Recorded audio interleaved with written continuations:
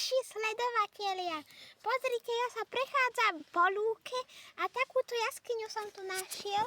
Tak teraz vám dám taký strih a potom budete vidieť, ako už som v nej.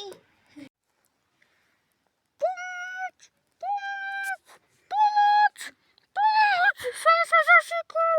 Zavolajte záchranku!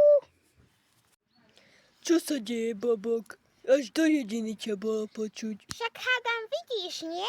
A prečo by si to robil? Prečo by si sa strkal do nejakej diery? Však to si tam myši urobili, ty. To nie je žiadna myšacia diera. To je jaskyňa Dobšínska, však Jasa. No tak to teda nie. To zabudni. OK, vytiahni ho, Jasinko. OK.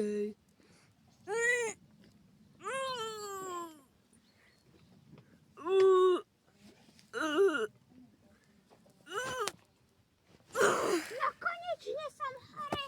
Vieť, aké to tam bolo strašné tam dole. Som tam normálne olizoval tú stenu, ako môžete aj vidieť na mojej papulke. Viem si predstaviť. Nerozumiem však ja, Basinko, prečo by si liezol do takejto jamy.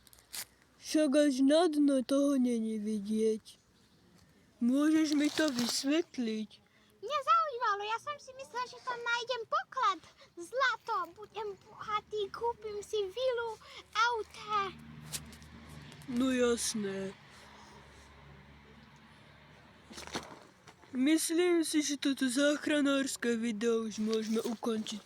Ale nechápem, prečo by Bobík robil také somariny, aké robí. Lebo som Bobík. Dajte like a odber pre ďalšie videá. Zatiaľ čau.